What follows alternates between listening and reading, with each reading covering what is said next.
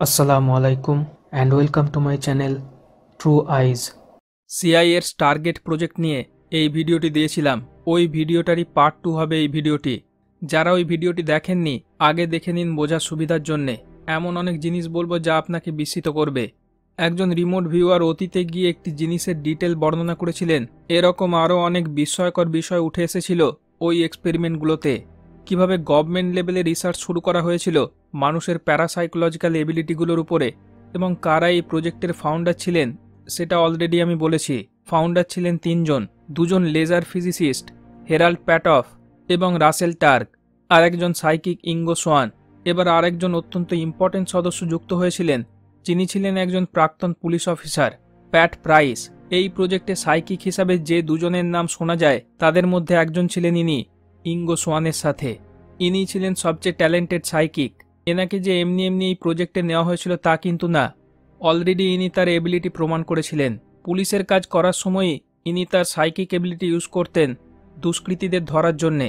যেমন কেউ চুরি করে পালাচ্ছে, উনি তার প্যারাসাইকোলজিক্যাল এবিলিটি ইউজ করে একটা পুরো সিটি স্ক্যান করে দেখতেন কোথায় একজন লুকানোর চেষ্টা করছে, সেটা ডিটেক্ট করে তার পুলিশ ফোর্স পাঠিয়ে ওই চোরকে ধরতেন। এটা তিনি প্রায় রেগুলার বেসিসে করতেন তার চাকরি জীবনে, যখন তিনি ক্যালিফোর্নিয়া বা ব্যাংকের পুলিশ কমিশনার ছিলেন। 1974 সালের জুলাইয়ে প্যাটকে সিলেক্ট করা হয় স্ট্যানফোর্ড ইউনিভার্সিটি এসআরআই এর এই প্রজেক্টে। সোয়ান ও প্যাটের উপরেই লম্বা সিরিজে বহু টেস্ট নেওয়া হয়েছিল।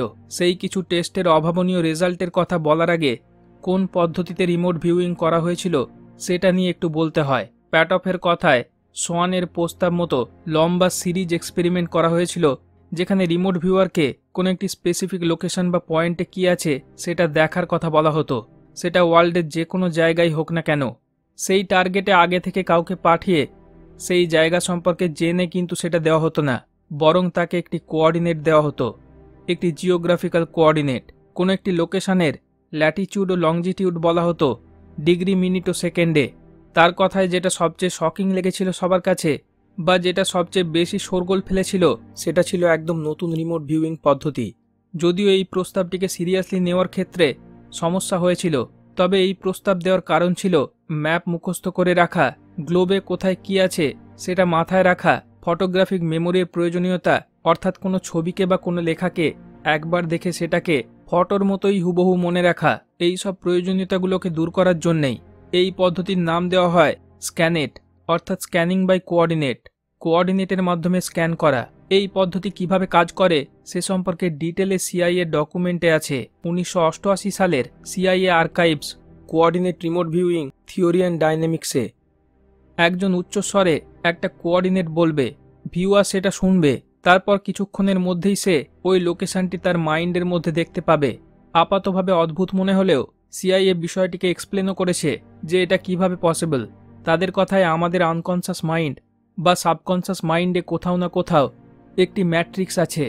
এই ম্যাট্রিক্স সব কিছু জানে। তার কাছে বাউন্ডারি বা কোনো সীমারেখা নেই, তার কাছে কোনো লিমিটেশন নেই বা কোনো সীমাবদ্ধতা নেই। তার কাছে সমস্ত বিষয়ের সমস্ত তথ্য আছে। এই লাইনটা খুবই গুরুত্বপূর্ণ। আদম আলাইসাল্লামকে আল্লাহ সমস্ত বিষয়ের সমস্ত নলেজ দান করেছিলেন। আদি পিতা আদম আলাইসাল্লামকে দেওয়া মানে সমস্ত মানুষকেই দেওয়া। প্রত্যেক মানুষের কাছেই এই নলেজ আছে, কিন্তু সেটা হিডেন বা সুপ্ত অবস্থায় আছে।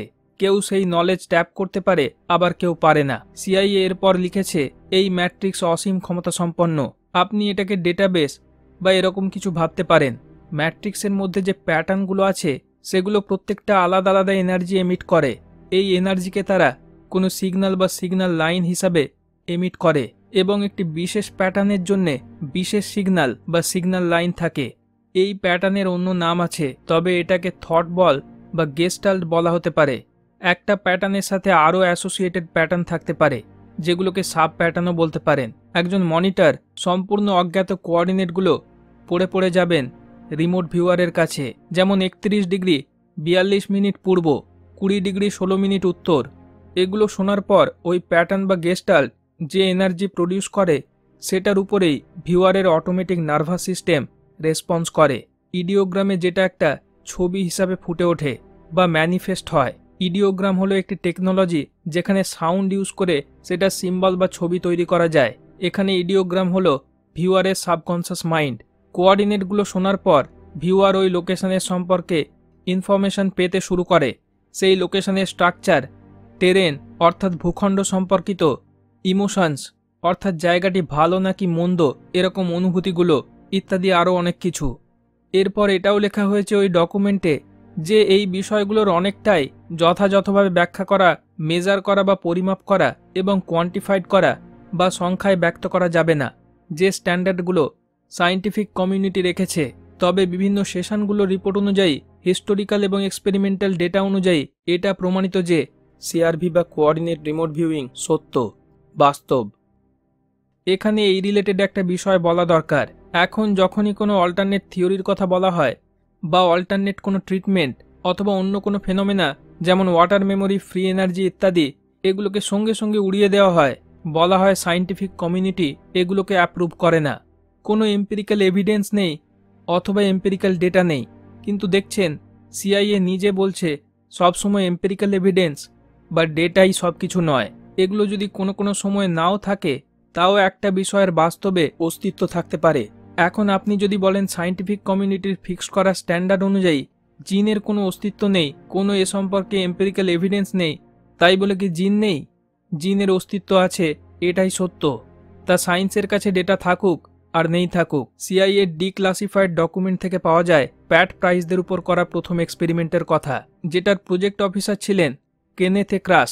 প্যাটঅফদের কাছে একটি ভ্যাকেশন প্রপার্টির কোঅর্ডিনেট দেওয়া হয়েছিল। তারা সেই কোঅর্ডিনেট দুজন ভিউয়ারকে দেন। তাদের মধ্যে একজন ছিলেন প্যাট প্রাইস। তাদের দুজনকে আলাদা আলাদাভাবে শুধুমাত্র একটি কোঅর্ডিনেট দেওয়া হয়েছিল, কোনো ম্যাপ বা অন্য কোনো কিছু না, এবং ওই কোঅর্ডিনেটে কি আছে সেটা বলতে বলা হয়েছিল। তাদের দুজনের কাছ থেকে যে রেসপন্স পাওয়া গিয়েছিল তা অভাবনীয়। দুজনেই বলেন যে ওই লোকেশনে কোনো গভর্নমেন্টের মিলিটারি ফেসিলিটির মতো কিছু আছে। দুজনের থেকে একই রকম রেসপন্স পাওয়ার কারণে অফিসার ওই কোঅর্ডিনেটে অভিযান চালান এবং তিনি বিস্মিত হন। দেখেন ওই লোকেশনটির কিছু দূরেই ছিল একটি সেন্সিটিভ গভর্নমেন্টের সাইট। এরপর প্যাটকে ওই সাইটের ভিতরে কি আছে, এই লোকেশনটির ইন্টেরিয়ার ওয়ার্কিং সম্পর্কে জানতে চান। প্রাইস কিছু অবিশ্বাস্য তথ্য দিয়েছিলেন। প্রাইসের কোনো মিলিটারি অথবা ইন্টেলিজেন্স ব্যাকগ্রাউন্ড ছিল না। উনি ওই সাইটটির কিছু প্রজেক্ট টাইটেলের লিস্ট দেন এবং ওই সাইটটির কোড নেমও বলেন। ওই সাইটে কোথায় কি আছে ফিজিক্যাল লেআউটের নিখুঁত বর্ণনা দিয়েছিলেন। তবে ওই সাইটে যে মানুষগুলো ছিলেন তাদের নাম তিনি ভুল বলেছিলেন। যদিও কিছু ভুল তিনি বলেছিলেন, তারপরেও যে জিনিসগুলো তিনি তুলে এনেছিলেন ওই সিক্রেট গভর্নমেন্ট ফ্যাসিলিটির কোড নেম সহ, তা ওই অফিসারদের বিস্মিত করে। এই প্রাইসই আন্ডারগ্রাউন্ডে থাকা একটি লকড ক্যাবিনেটের মধ্যেকার ফাইলও সাকসেসফুলি পড়েছিলেন। ইনি এরকম অনেক ক্লাসিফাইড ডকুমেন্টস পড়েছিলেন তার সাইকিক এবিলিটির মাধ্যমে। এই রকম সব রেজাল্টের কারণে এই প্রজেক্টে বিপুল পরিমাণে ফান্ডিং করা শুরু হয়।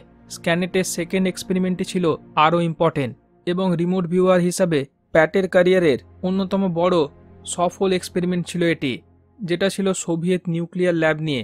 এই এক্সপেরিমেন্টটি প্রমাণ করে যে ন্যাশনাল ডিফেন্সের জন্য হাতিয়ার হিসাবে প্র্যাকটিক্যালি এই রিমোট ভিউইংকে ইউজ করা যেতে পারে সফলভাবে। ভিউয়ারের থেকে 10,000 মাইল দূরে একটি লোকেশন সম্পর্কে জানতে চাওয়া হয়। সায়েন্টিফিক সেটিংয়ের মধ্যে এত দূরত্বের আরভি এক্সপেরিমেন্ট এই প্রথম। প্যাটঅফ এবং টার্গ কেউই এই লোকেশন সম্পর্কে কিছুই জানতেন না। এখানে টেলিপ্যাথির মাধ্যমে ইনফরমেশন জেনে যাওয়া বা অন্য কোনো উপায়ে ক্লু পাওয়া, এই সব সম্ভাবনা সম্পূর্ণরূপে ব্লক করে দেওয়া হয়েছিল। প্রজেক্ট অফিসার ডক্টর ক্রাসের কথায় এই টার্গেটটি ছিল একটি Semipalatinsk unidentified research and development facility 3 URDF-3। দেখার কাজটি দেওয়া হয়েছিল এ সম্পর্কিত সবচেয়ে দক্ষ প্রাইসকে। তার কথায় প্রাইস অলরেডি ভালো ডেটা দেওয়ার পাশাপাশি কিছু ব্যাড ডেটাও দিয়েছিল। তবে এইবার তিনি এই সাইটটির যে দুটো ফিচার বেছে নিয়েছিলেন সেটা সম্পর্কে প্রাইস যদি বলতে পারে তাহলে বোঝা যাবে এই পদ্ধতি আংশিকভাবে হলেও কার্যকর।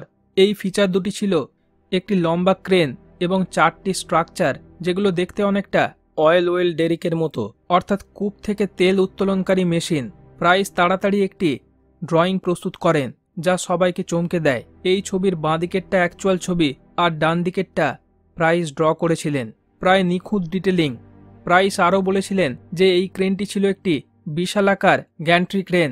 এটা এতই বড় ছিল যে তিনি একটি লোককে তার সামনে দিয়ে যেতে দেখেন, যার মাথা ওই ক্রেনের চাকার মাঝ বরাবর ছিল। যদিও প্রাইস ডেরিকের ব্যাপারে কিছু বলেননি, তবে তিনি ওই সাইটের সম্পর্কে আরও অনেক ইনফরমেশন দেন। ওখানকার অন্য স্ট্রাকচারগুলো সম্পর্কে বলেন যেগুলো ছিল খুবই বিশ্বাসযোগ্য। এই ভিউইং অ্যাসাইনমেন্টটি প্রাইস বেশ কিছুদিন ধরে শেষ করেন। এর মধ্যে তিনি ওই সাইটের বেশ কিছু ইমেজ ড্র করেছিলেন, যেগুলো স্পাই স্যাটেলাইট ইমেজ থেকে কনফার্ম করা হয়েছিল। তবে সবচেয়ে যেটা সবার নজর কাড়ে সেটা ছিল ক্রেনের ইমেজটা। দুজন অ্যানালিস্ট বিষয়টি দেখছিলেন। তাদের মধ্যে একজন আইএএস এর ইন্টারপ্রিটার ছিলেন, ফটো ইন্টারপ্রিটার অর্থাৎ ছবি বিশ্লেষণকারী, এবং আরেকজন নিউক্লিয়ার অ্যানালিস্ট, যারা লস অ্যালামাস সায়েন্টিফিক ল্যাবরেটরিতে মেনে নেন যে প্রাইসের ক্রেনের বর্ণনাটি ছিল একদম নিখুঁত। এরপর 1976 সালে আরভির উপর যে এক্সপেরিমেন্টটি করা হয়েছিল সেটার রেজাল্ট ছিল সবচেয়ে তাক লাগানোর মতো। এর থেকে প্রমাণ হয়েছিল একজন রিমোট ভিউয়ার এমনকি পাস্টে গিয়েও একটা জিনিস দেখতে পারে। এক্সপেরিমেন্টটির নাম ছিল সুইমিং পুল কমপ্লেক্স। টার্গেটটি ছিল একটি সুইমিং পুল কমপ্লেক্সের, যেটা ছিল স্ট্যানফোর্ড ইউনিভার্সিটির থেকে 5 মাইল দূরে প্যালো অল্টো রিনকোনাডা পার্কে। টার্গের কথায় তিনি প্যাট প্রাইসের সাথে এসআরআই এর রেডিও ফিজিক্স বিল্ডিংয়ের সেকেন্ড ফ্লোরে একটি ইলেকট্রিক্যালি শিল্ডেড ফ্যারাডে কেজের মধ্যে বসেছিলেন।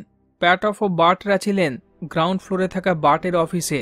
তারা একটি টার্গেট চুজ করছিলেন প্রাইসের জন্যে, যে টার্গেটটি সম্পর্কে টার্গের কোনো ধারণা ছিল না।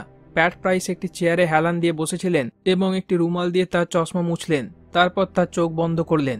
ওই দিন প্রাইস বলেছিলেন, আমি দেখলাম একটি গোলাকার সুইমিং পুল 100 ফুট ডায়ামিটারের, যেটা অ্যাকচুয়ালি পরে মেজার করে পাওয়া গিয়েছিল 110 ফুটের। তিনি আরেকটি পুল দেখতে পান যেটা 60 বাই 80 ফুটের, যেটার ডাইমেনশন পাওয়া গিয়েছিল 75 বাই 100 ফুট। এমনকি তিনি একটি কংক্রিট ব্লকের কথাও বলেন, যেটা ওই সাইটে ছিল। একদম নিখুঁতভাবে সবকিছু বর্ণনা করেন।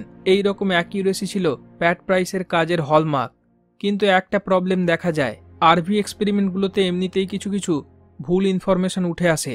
তবে এই এক্সপেরিমেন্টে প্রাইস এক অদ্ভুত জিনিসের কথা বলেছিলেন। তিনি বলেন এই সাইটটি হয়তো কোনো ওয়াটার পিউরিফিকেশন প্ল্যান্ট। বাঁ দিকের 1A ফিগারটি অ্যাকচুয়াল ম্যাপের, আর ডান দিকের 1B ফিগার যেটা প্রাইস ড্র করেছিলেন। দুটো ইমেজে দুই পুলই দেখা যাচ্ছে, তবে তাদের পজিশন এদিক ওদিক হয়েছে। তবে যে পুল হাউসের কথা বলেছিলেন সেটা যে কংক্রিটের তৈরি, এটা একদম নিখুঁতভাবে তিনি বলেছিলেন।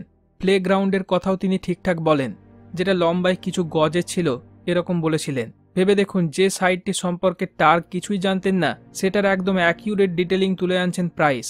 এবারই আসলে ইন্টারেস্টিং ব্যাপারে আসুন। তিনি এটাকে শুধু একটি পুল কমপ্লেক্সই বলেননি, বরং এটি একটি পিউরিফিকেশন প্ল্যান্ট এরকম বলেছিলেন, পানি বিশুদ্ধকরণ প্ল্যান্ট, এবং দুটি ওয়াটার ট্যাঙ্কের ছবিও তিনি ড্র করেন। কিন্তু সাইটে গিয়ে দেখা যায় সেরকম কিছুই নেই সেখানে। টার্গ বলেন, আমি বিষয়টা বুঝতে পারি 1995-এ, অর্থাৎ এই এক্সপেরিমেন্টের প্রায় 20 বছর পর। 1995-এর 16 মার্চ টার্গ প্যালো অল্টো শহরের বার্ষিক রিপোর্ট হাতে পান। ওই সময় তারা শতবার্ষিকী পালন করছিলেন।